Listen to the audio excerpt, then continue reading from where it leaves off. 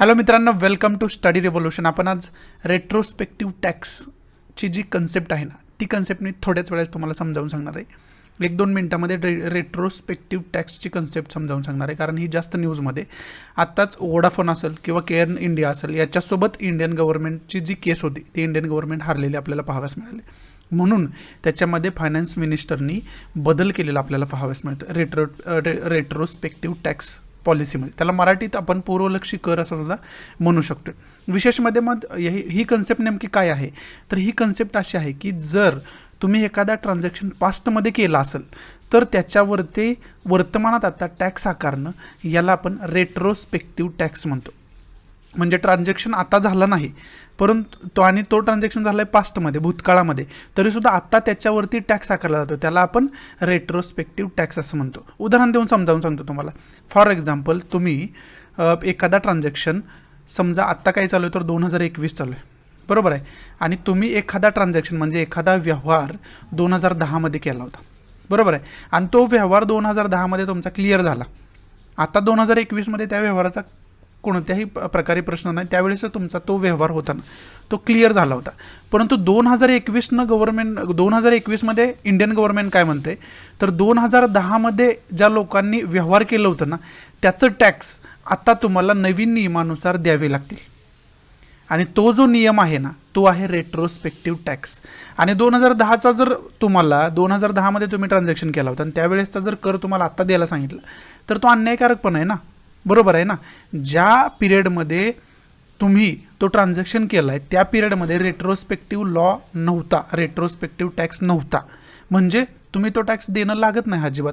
परंतु आत्ता कायदा आणला म्हणून तुम्ही पास्टमधल्या व्यवहारावरती सुद्धा टॅक्स द्यायचा, हे कुठंतरी अन्यायकारक आहे. आणि हे जी पॉलिसी आहे ना ती आहे रेट्रोस्पेक्टिव्ह टॅक्सची पॉलिसी. म्हणजेच काय, तर भूतकाळात झालेल्या व्यवहारावरती वर्तमानात टॅक्स आकारणं त्याला आपण रेट्रोस्पेक्टिव्ह टॅक्स किंवा मराठीमध्ये पूर्वलक्षी करसुद्धा म्हणतो. मग थोडक्यात याचं काय झालं आहे तर 2012मध्ये इंडियन गव्हर्नमेंटनं अमेंडमेंट केली होती आणि नवीन एक ॲक्ट आणला होता, टॅक्समध्ये बदल केला गेला 2012मध्ये. आणि तो बदल काय केला गेला होता तर 1962 पासून ज्या कंपन्यांचे व्यवहार झालेले आहेत ते मग इतर देशातल्या कंपनीशी असू द्या किंवा आपल्या स्वदेशातल्या कंपनीशी असू द्या किंवा इतर कोणतेही व्यवहार असू द्या, त्याच्यावरती आत्ता तुम्हाला टॅक्स द्यावं लागेल. म्हणजे कधी, तर 2012मध्ये, बरोबर आहे. मग ऑब्वियस आहे हे कोणासाठी अन्यायकारक होतं, तर कंपन्यांसाठी अन्यायकारक होतं. कारण त्यावेळेस त्यांनी ट्रान्झॅक्शन करत असताना, व्यवहार करत असताना जर त्यांना रेट्रोस्पेक्टिव्ह टॅक्सबद्दल माहिती असतं तर कदाचित त्यांनी व्यवहार तो केलाच नसता किंवा त्याच्यामध्ये काहीतरी त्यांनी बदल केले असते, बरोबर आहे. परंतु तुम्ही जर 1962 पासून जे व्यवहार केलेले आहेत त्याच्यावरती टॅक्स आकारला जाईल म्हणून 2012मध्ये सांगताय, तर मग ते ज्या कंपन्या आहेत त्याच्याशी अनभिज्ञ आहेत, बरोबर आहे. त्यांनी त्याचा कोणताही प्रिपरेशन त्याच्यासाठी केलं नाही, त्यांच्यावरती अशा प्रकारे टॅक्स आकारणं हे कुठंतरी अन्यायकारक आहे. आणि मग याच्यामध्ये वोडाफोन लिमिटेड घ्या तुम्ही किंवा केअर एनर्जी घ्या, या कंपन्यांनी कोर्टामध्ये धाव घेतली होती. विशेष करून केअर एनर्जी इंटरनॅशनल कोर्टामध्ये गेली होती आणि इंटरनॅशनल कोर्टामध्ये त्यांना त्यांच्या बाजूने निकाल मिळाला आणि त्यामुळं या केअर एनर्जीनं नुकसान भरपाईसुद्धा मागितली होती आणि नुकसान भरपाई त्यांना मिळाली आहे. बिलियन्स डॉलर्समध्ये नुकसान भरपाई मिळाली आहे आणि आता ती नुकसान भरपाई जी आहे ना ती इंडियन गव्हर्नमेंटला द्यावीसुद्धा लागणार आहे. आणि ते कशामुळं झालं तर 2012मधल्या ह्या कायद्यामुळं झालं, बरोबर आहे. म्हणजेच फॉर एक्झाम्पल देऊन आणखी सोप्या पद्धतीने तुम्हाला रेट्रोस्पेक्टिव्ह टॅक्स समजावून सांगतो. फॉर एक्झाम्पल, रामने समजा 1970मध्ये श्यामसोबत एक ट्रान्झॅक्शन केला होता, बरोबर आहे, आणि तोच ट्रान्झॅक्शन समजा 1 लाख रुपयाचा होता असं गृहीत धरून चालतं. आणि हा ट्रान्झॅक्शन कधी झाला होता, 1970मध्ये. आणि 1970मध्ये विशेष म्हणजे काय, तर रेट्रोस्पेक्टिव्ह टॅक्स नावाची कोणतीही कन्सेप्ट किंवा कोणताही कायदा नव्हता, बरोबर आहे. मग हा 1970मधला राम आणि श्यामचा 1 लाख रुपयाचा व्यवहार कंप्लीट झाला, समजते. रामच्या कामाला गेला, श्यामच्या कामाला गेला, विषय त्यांचा तिथंच संपला, बरोबर आहे. परंतु त्यानंतर काय झालं, 2012मध्ये गव्हर्नमेंटला एक नवीन लॉ आणला आणि तो लॉ होता रेट्रोस्पेक्टिव्ह लॉशी रिलेटेड. तो जो लॉ होता तो रेट्रोस्पेक्टिव्ह टॅक्स सांगणारा लॉ होता.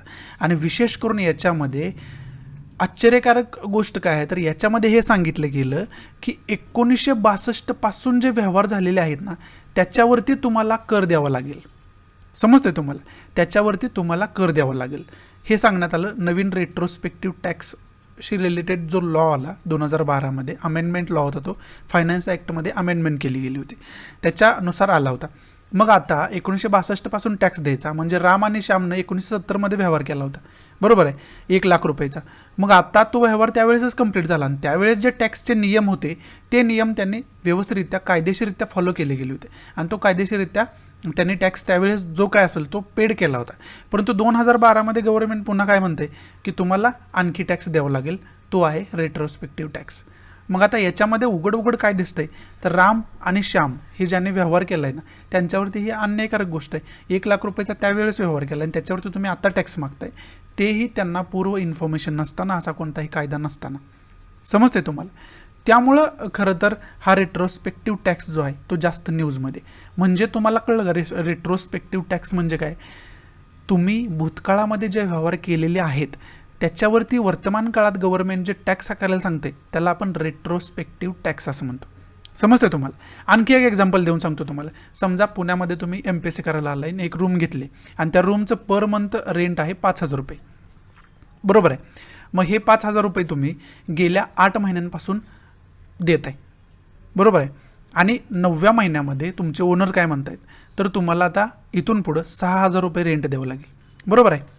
मग आता याच्याशी तुम्ही काय म्हणाल, ठीक आहे 1,000 रुपये रेंट वाढवले, इट्स ओके, बरोबर आहे. तुम्हाला पूर्वकल्पना देऊन त्यांनी सांगितलं की 6,000 रुपये रेंट पुढच्या महिन्यापासून होईल, 9व्या महिन्यापासून, हे 8व्या महिन्यात तुम्हाला सांगितलं. परंतु जर तुम्हाला म्हटलं गेलं की गेले 8 महिने जे तुम्ही राहिलं आहे ना त्याचं रेंट जे आहे ना ते 6,000 प्रमाणे द्या, म्हणजे अगोदर तुम्ही 5,000 प्रमाणे दिलं होतं, राहिले किती मग तुमचे 1,000 प्रत्येक महिन्याचे राहिले म्हणजे 8,000 रुपये. म्हणजे गेल्या 8 महिन्याचे राहिलेले 8,000 रुपये सुद्धा तुम्हाला जर आत्ता मागितले तर ते अन्यायकारक होईल ना. मग तेच रेट्रोस्पेक्टिव्ह टॅक्समध्ये सांगितले गेले की झालेल्या पिरियडवरती पुन्हा टॅक्स आकारणं. म्हणजे अगोदर 5,000 रुपये रेंट ठरलेलं आहे आणि 9व्या महिन्यामध्ये तुम्ही पुढं जाऊन नवीन नियम करताय की 6,000 रुपये रेंट ठरला होता आणि तो आत्ता नियम केला आहे, त्यामुळे तुम्हाला गेल्या सगळ्या महिन्याचे तुम्हाला 6,000 रुपयानुसार रेंट द्यावं लागेल. हे अनॲक्सेप्टेबल आहे आणि अन्यायकारक सुद्धा आहे. आणि अशा प्रकारच्या आश्चर्यकारकरित्या 2012 मध्ये गव्हर्नमेंटनं अमेंडमेंट करून पॉलिसी आणली होती आणि ती पॉलिसी आहे रेट्रोस्पेक्टिव्ह टॅक्स रिलेटेड. म्हणजे पूर्वलक्षी कर मराठीत त्याला म्हणतात. म्हणजे भूतकाळामध्ये झालेल्या ट्रान्झॅक्शनवरती वर्तमान काळात तुमच्यावरती टॅक्स आकारणं. आणि त्या पॉलिसीमध्ये आता गव्हर्नमेंटनं काय केलं आहे तर ती पॉलिसी वापस घेतलेली आपल्याला पाहाव्यास मिळते. रेट्रोस्पेक्टिव्ह टॅक्सची पॉलिसी मोदी गव्हर्नमेंटमध्ये. समजते तुम्हाला. त्याच्यासाठी हा रेट्रोस्पेक्टिव्ह टॅक्स जी कन्सेप्ट आहे ना ती जास्त न्यूजमध्ये होती. त्यामुळं रेट्रोस्पेक्टिव्ह टॅक्स ही कन्सेप्ट तुम्हाला व्यवस्थितरित्या माहिती असणं गरजेचं होतं, म्हणून मी खूप कमी वेळात तुम्हाला हे सांगण्याचा प्रयत्न केला आहे. एका वाक्यात सांगायचं झालं तर रेट्रोस्पेक्टिव्ह टॅक्स काय आहे? A tax imposed on transaction or deal that was conducted in the past. भूतकाळामध्ये झालेल्या व्यवहारावरती आत्ता वर्तमान काळामध्ये नवीन नियम आणून टॅक्स आकारणं त्याला आपण रेट्रोस्पेक्टिव्ह टॅक्स किंवा मराठीमध्ये पूर्वलक्षी कर असं म्हणतो. समजते? एवढंच इम्पॉर्टंट होतं. अशा आहे की तुम्हाला ही कन्सेप्ट व्यवस्थितरित्या मी समजावून सांगू शकलो असेल. आवडत असेल तर लाईक करा, नसेल तर डिसलाईक करा. डिसलाईक का केलं हे कमेंट बॉक्समध्ये नक्की सांगा, जेणेकरून तुमच्या इन्स्ट्रक्शननुसार त्याच्यामध्ये मी इम्प्रोव्हायझेशन करू शकेन.